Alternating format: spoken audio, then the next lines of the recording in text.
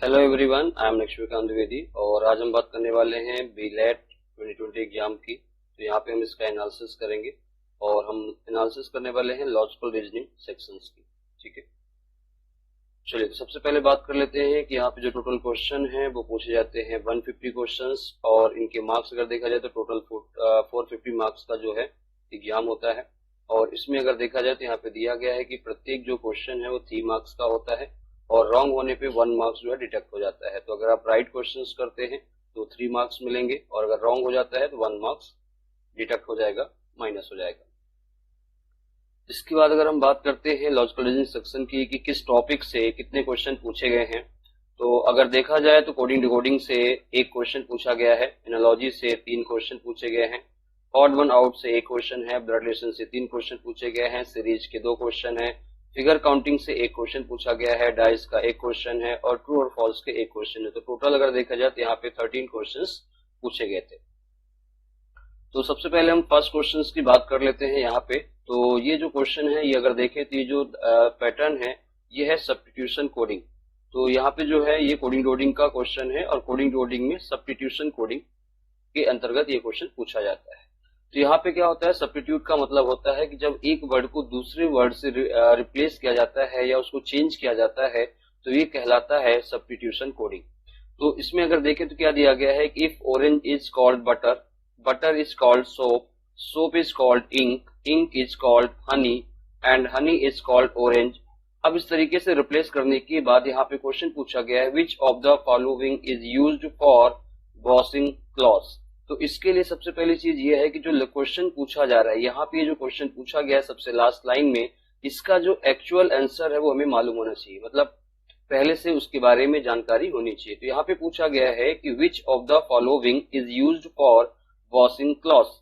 Cloth को साफ करने के लिए, वॉश करने के लिए हम किसका यूज करते हैं। अगर यहाँ पे देखिए दिया गया है कि निम्न में से किसका उपयोग कपड़े धोने के लिए किया जाता है, तो कपड़ा धोने के लिए हम किसका यूज करते हैं। तो अगर कपड़ा यूज धोने के लिए देखा जाए तो हम साबुन का यूज करते हैं और यहाँ पे देखें तो साबुन को क्या कहा गया है, स्याही, या फिर ये कहे कि हम सोप का यूज करते हैं और यहाँ पे क्वेश्चन में दिया गया है कि सोप इज कॉल्ड इंक।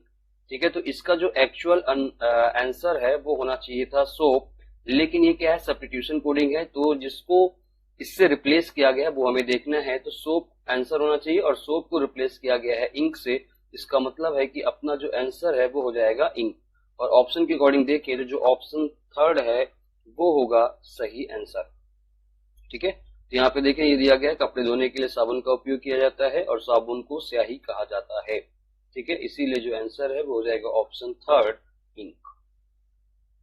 चलिए नेक्स्ट क्वेश्चन देखते हैं। यहाँ पे दिया गया है, ये जो क्वेश्चन है ये वर्ड एनालॉजी से है। एग और फिश का रिलेशन दिया गया है, तो प्लांट का रिलेशन किससे होगा। तो अब एग और फिश के बीच में रिलेशन देखा जाए तो जो एग है, एग से क्या बनता है, फिश होती है, एग से क्या बनेगा, फिश। तो एग और फिश का रिलेशन क्या है कि एग के बाद अंडे से क्या बनेगी, मछली। उसी तरीके से हमें देखना है कि जो पौधा है वो किससे बनेगा। तो जो पौधा है वो किससे बनेगा, बीज से, बीज से ही पौधा बनेगा। मतलब इसका जो आंसर है वो हो जाएगा ऑप्शन 2, सीड। ठीक है, तो इसका जो सही आंसर है वो हो जाएगा ऑप्शन सेकंड, सीड। और यहाँ पे देखिए दिया गया है मछली अंडे से होती है जबकि पौधे बीज से होते हैं। Fish is from egg whereas plant is from seeds. चलिए नेक्स्ट क्वेश्चन देखते हैं कि ये जो क्वेश्चन है ये क्लासिफिकेशन का है और उसमें अगर कैटेगरी देखें तो वर्ड क्लासिफिकेशन से क्वेश्चन पूछा गया है और क्लासिफिकेशन को ही हम बोलते हैं ऑड वन आउट। अब यहाँ पे ये जो 4 ऑप्शन दिए गए हैं इनमें से 3 किसी प्रकार से सिमिलर है और एक डिफरेंट होगा। तो अब अगर यहाँ पे पहला वाला देखा जाए तो वेल मैमल दिया गया है, तो ये इनके वर्ग को रिप्रेजेंट कर रहा है कि जो वेल है वो मैमल जानवर होता है, उसके अलावा जो स्नेक है वो रेप्टाइल होता है, सरीसृप होता है, जो फ्रॉग है वो उभयचर होता है। लेकिन यहाँ पे जो सेकंड वाला दिया गया है वो उसको यहाँ पे मैच नहीं कर रहा है। तो अगर देखा जाए तो सेकंड वाले ऑप्शन को छोड़ के बाकी सभी जो ऑप्शन है, लेफ्ट साइड में जो एनिमल का नाम दिया गया है वो राइट साइड में उसके वर्ग को या उसके प्रजाति को शो कर रहा है। ठीक है, अन्य सभी जोड़ों में दूसरा जानवरों का वर्ग है जिससे पहला है। ठीक है, अब इसके अलावा अगर देखा जाए सेकंड वाला अलग कैसे है, तो सेकंड वाला यहाँ पे देखिए इंफॉर्मेशन दी गई है कि सैलामेंडर्स एक प्रकार का उभयचर है, वे नम त्वचा और आमतौर पर नम निवास के आसपास या पानी में पाए जाते हैं। मतलब यहाँ पे जो है ये जो सैलामेंडर और कीड़ा दिया गया है वो इसको मैच नहीं कर रहा है। ठीक है, तो इसलिए यहाँ पे जो डिफरेंट है वो हो जाएगा ऑप्शन सेकेंड। चलिए अब अगला क्वेश्चन देखते हैं। ये दिया गया है ब्लड रिलेशन से रिलेटेड क्वेश्चन पूछा गया है, और ब्लड रिलेशन में अगर देखा जाए तो ये कोडेड फॉर्म में दिया गया है, मतलब रिलेशन को पहले कोड किया जाता है, उसके बाद यहाँ पे ये क्वेश्चन पूछा गया है। तो अब इसको हम एक एक करके सॉल्व करेंगे ऑप्शन से। तो उससे पहले अगर देखें तो a plus B means a is the mother of b, a plus B means a is the mother of b, मतलब अगर a प्लस बी दिया गया है तो जो लेफ्ट वाला पर्सन है वो राइट वाले का क्या होगा, मदर होगा। आगे दिया है a minus B means a is the brother of b, तो इसको हम इस तरीके से यहाँ पे लिख सकते हैं अगर चाहें कि अगर रिलेशन एक ही साइड से दिया गया है, मतलब लेफ्ट साइड से, जैसे a is mother of b, तो हम ये लिख सकते हैं कि प्लस का जो मीन्स है वो हो जाएगा मदर, तो इससे सॉल्व करना इजी रहेगा। माइनस बीस क्या दिया गया है, ब्रदर, तो माइनस का मतलब हो जाएगा ब्रदर। आगे दिया गया है percentage means a percent b means a is the father of b, तो परसेंट का मतलब हो जाएगा फादर। उसके बाद दिया गया है कि and a cross b means a is the sister of b, a cross, तो क्रॉस का मतलब हो जाएगा सिस्टर, ठीक है। Which of the following shows that p is the maternal uncle of q, इसमें हमें बताना है कि ये जो चार ऑप्शन दिए गए हैं इनमें से किस ऑप्शन में p is the maternal uncle of q होगा। अब याद रखना है कि जिस पर्सन का रिलेशन पूछा गया है सबसे पहले उस पर्सन का हम जेंडर डिसाइड करते हैं कि उसका जेंडर क्या होना चाहिए। तो p is the maternal uncle, maternal uncle है मतलब p का जो जेंडर है वो मेल होना चाहिए, और अगर q का मैटरनल अंकल है मतलब इसका है कि जो p है वो टॉप के जनरेशन में आना चाहिए और q नीचे के जनरेशन में आना चाहिए। तो इनके बीच में दो जनरेशन का गैप होगा टॉप और बॉटम के फॉर्म में, तो p मेल होना चाहिए और टॉप के जनरेशन में आना चाहिए। तो ये दो बेसिक चीजें हैं जिसको हमें चेक करना है। अब एक एक करके हम ऑप्शन को देखेंगे। सबसे पहले यहाँ पे देखें q से n का रिलेशन है, n से m क्रॉस p दिया गया है, और सभी में अगर ध्यान से देखा जाए तो लेफ्ट वाले का रिलेशन राइट वाले से दिया गया है। तो m क्रॉस p का मतलब क्या है कि जो m है वो सिस्टर है p की, तो अगर m सिस्टर है तो फीमेल है, लेकिन यहाँ पे p का जो जेंडर है वो क्लियर नहीं होगा लास्ट में होने के कारण कि p मेल है या फिर फीमेल है, मतलब जो फर्स्ट ऑप्शन है वो रॉन्ग हो जाएगा। थर्ड ऑप्शन में देखें s परसेंट b दिया गया है, परसेंट का मतलब है फादर, तो जो s है वो फादर है p का, और उसके पहले अगर q और s के बीच में रिलेशन देखें तो क्या दिया गया है, माइनस, और माइनस का मतलब है ब्रदर, तो जो q है वो ब्रदर है s का, मतलब यहाँ पे p का जेंडर कंफर्म नहीं होगा, और वैसे भी जो q है वो टॉप के जनरेशन में आ रहा है, तो ये गलत हो गया। तो अब ये दो ऑप्शन बच रहे हैं सेकेंड और फोर्थ। अब सेकेंड ऑप्शन देखें तो यहाँ पे जो सेकेंड ऑप्शन है वो क्या दिया गया है,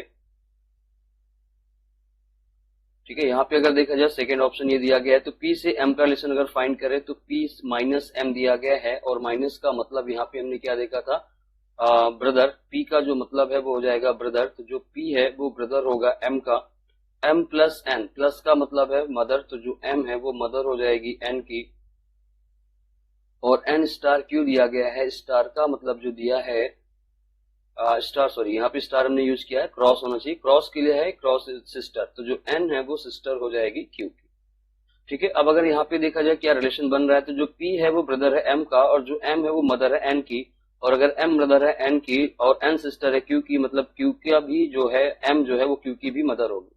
लेकिन अगर इस तरीके से सॉल्व करने में प्रॉब्लम आ रही है तो इसके लिए हमें क्या करना है, फैमिली ट्री ड्रॉ करना है, 3 लाइंस ड्रॉ करना है, और ये करना बहुत जरूरी है। अगर यहाँ से क्लियर हो रहा है तो ठीक है, नहीं तो ये चीज ड्रॉ करना है, इसमें 10 से 12 सेकंड का समय लगेगा, लेकिन कंफर्म है कि आंसर सही आएगा। तो लेफ्ट या राइट किसी भी डायरेक्शन से आप इसको स्टार्ट कर सकते हैं। तो अगर हम लेफ्ट से देखें तो जो दिया गया है उसमें क्या दिया गया है कि जो p है वो ब्रदर है m का, तो p मेल होगा, और माइनस साइन होता है ब्रदर सिस्टर के रिलेशन को शो करने के लिए माइनस साइन का यूज करते हैं, मेल को शो करने के लिए प्लस साइन। आगे दिया गया है कि जो m है वो मदर है, तो m फीमेल हो जाएगी और मदर होगी n की, n आएगा नीचे की जनरेशन में। आगे दिया गया है कि जो n है वो सिस्टर है q की, तो n सिस्टर होगी q की।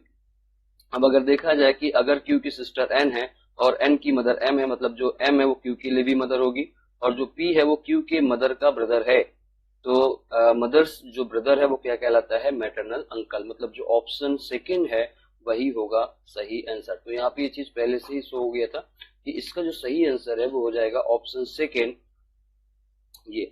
अब ऑप्शन 4 अगर देखें तो क्यों नहीं होगा, तो प्लस दिया गया है, और प्लस का मतलब दिया गया है mother, A is the mother of B, plus का मतलब क्या दिया गया है, मदर। तो अगर p मदर है s की, मतलब p का जो जेंडर है वो आ चुका है फीमेल, अगर p का जेंडर फीमेल है मतलब ये ऑप्शन क्या होगा, गलत होगा। तो इस तरीके से पहले हमने ऑप्शंस को एलिमिनेट करना है, कौन सा ऑप्शन नहीं होगा, है ना, जेंडर के थ्रू, जैसे यहाँ पे इसका जेंडर ही क्लियर नहीं हो रहा है, क्या होगा, यहाँ पे भी इसका जेंडर क्लियर नहीं हो रहा है, और इसमें जो जिसका जेंडर है वो फीमेल आ गया है, मतलब एक ही ऑप्शन बच रहा है सेकेंड, जो होगा सही आंसर। ठीक है, चलिए अगला क्वेश्चन करेंगे। अगला क्वेश्चन दिया गया है ये, और ये दिया गया है क्वेश्चन लेटर एनालॉजी का।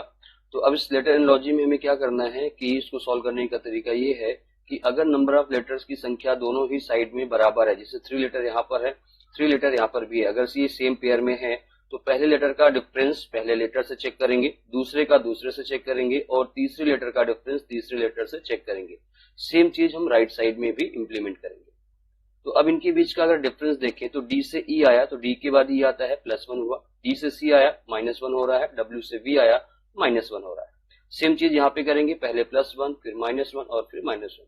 एफ में जब हम +1 करेंगे तो एफ के बाद जी आ जाएगा, बी में -1 करेंगे ए आ जाएगा, और जब यू में -1 करेंगे तो ये आ जाएगा टी। इसका मतलब आंसर इसका जो है वो होगा जी ए टी, और ऑप्शन के अकॉर्डिंग देखें तो जो ऑप्शन 4 है वो होगा इसका सही answer.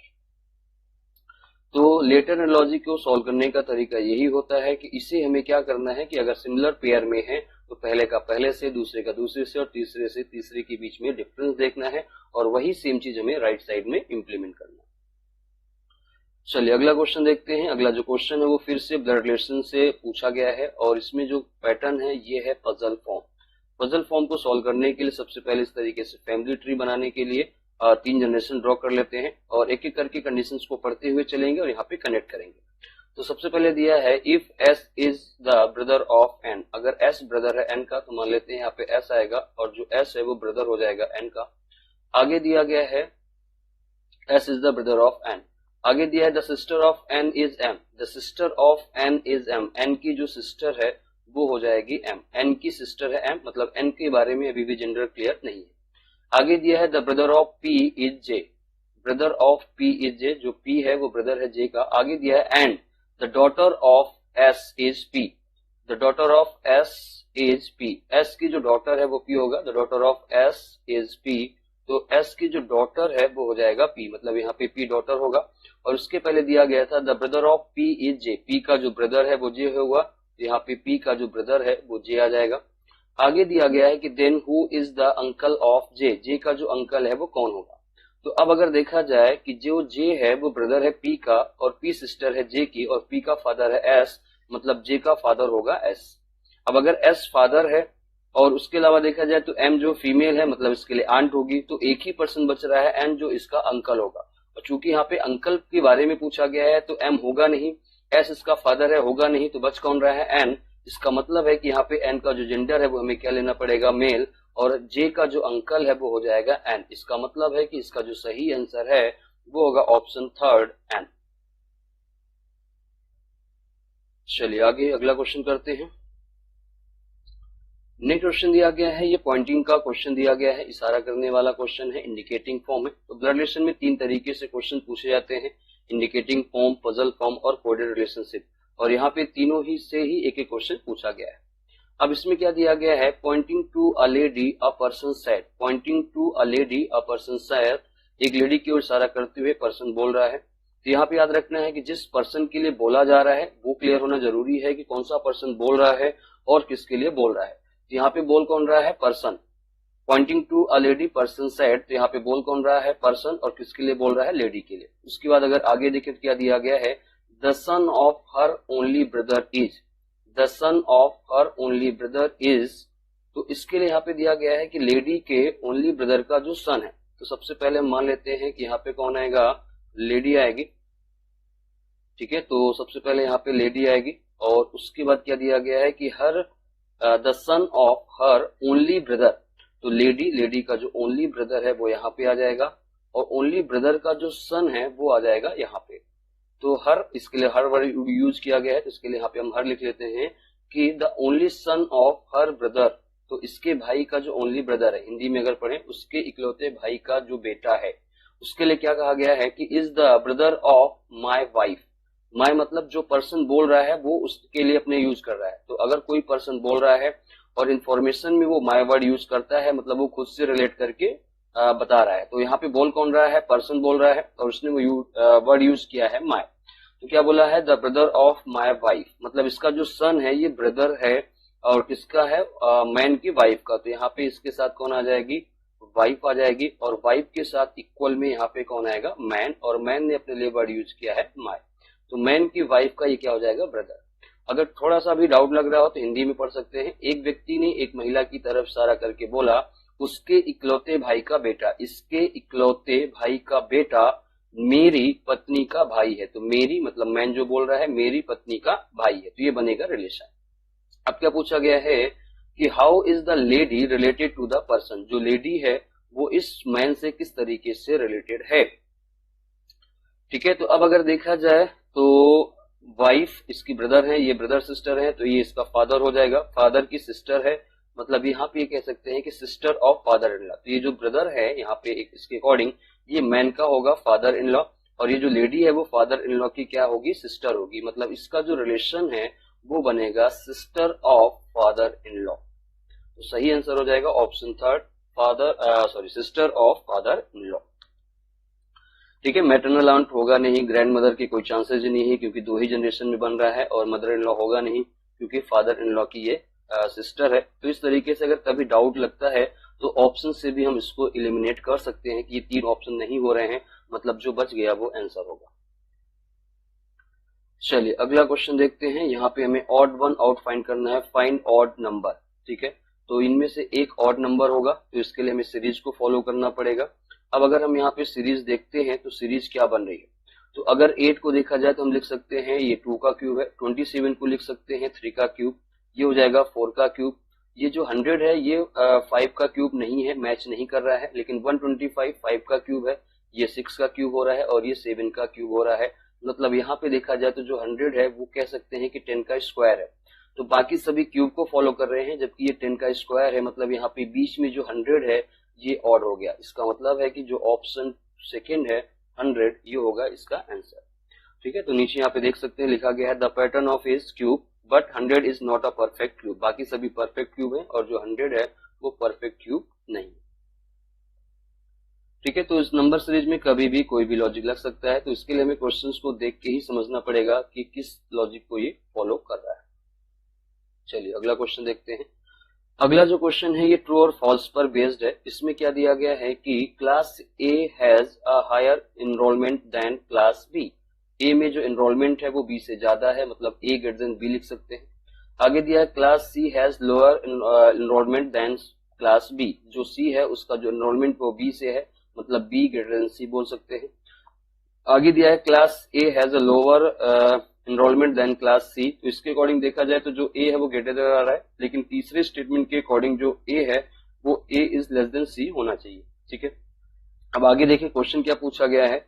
If the first two statements are true, अगर पहले दो स्टेटमेंट को ट्रू मानते हैं तो उसके अकॉर्डिंग ये बन रहा है रिलेशन। और उसके बाद पूछा गया है तो तीसरा कथन क्या होगा, द थर्ड स्टेटमेंट इज। अब थर्ड स्टेटमेंट में दिया है कि class A has lower enrolment than class C. अगर स्टेटमेंट पहले दो को देखा जाए तो जो ए है वो बी से ज्यादा एनरोलमेंट है और बी के पास जो सी से ज्यादा है। इसका मतलब है कि जो ए है ए के पास जो एनरोलमेंट है वो सी से ज्यादा होगा। लेकिन थर्ड स्टेटमेंट के अकॉर्डिंग क्या हो रहा है, ए इज लेस देन सी दिया गया है। इसका मतलब ये क्या होगा, फॉल्स होगा, 100% फॉल्स होगा। तो इसका जो आंसर है वो जाएगा ऑप्शन सेकेंड, फॉल्स। करते हैं अगला जो क्वेश्चन, ये सीरीज दी गई है, नंबर सीरीज पर बेस्ड क्वेश्चन पूछा गया है।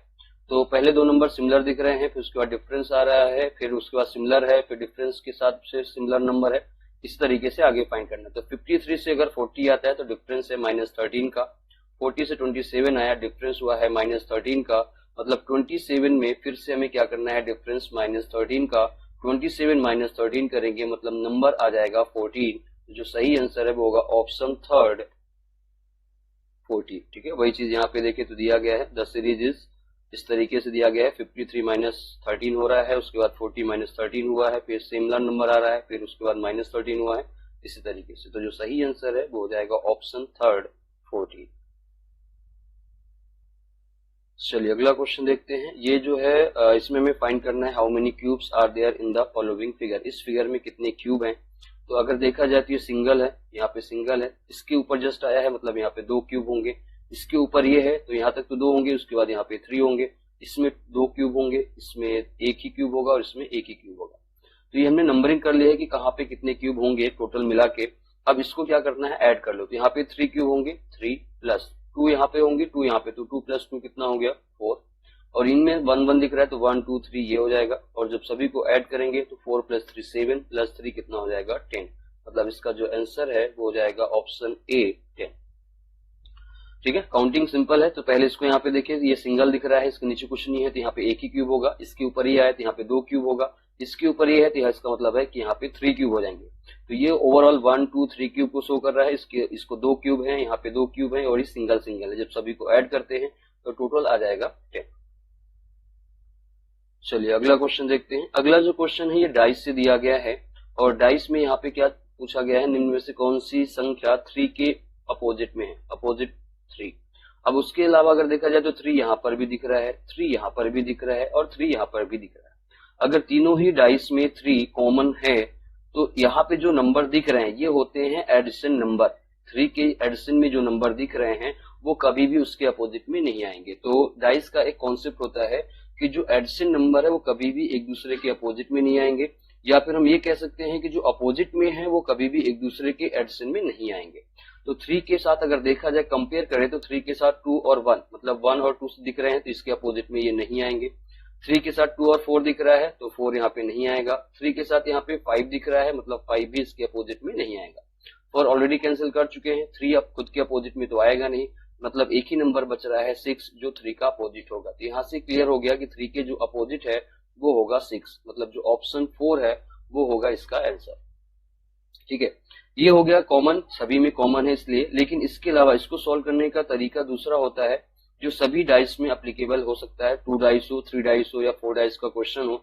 मतलब यहाँ पे जो ये 3 डायग्राम दिख रहे हैं वो एक ही डाइस के 3 अलग अलग इमेजेस हैं। अब इसको सॉल्व करने का तरीका ये होता है कि अगर किन्हीं 2 डाइस में 2 कॉमन नंबर हैं, ठीक है, इसको हम 2 तरीके से कर सकते हैं। एक तो 1 कॉमन नंबर के अकॉर्डिंग सॉल्व कर सकते हैं, दूसरा हम 2 कॉमन नंबर के अकॉर्डिंग भी सॉल्व कर सकते हैं। देखते हैं कौन सा मैच हो रहा है। तो यहाँ पे अगर देखें तो 1 2 3 दिया गया है, यहाँ पे 2 3 4 दिया गया है, तो यहाँ पे कॉमन है 2 और 3, यहाँ पे कॉमन है 2 और 3।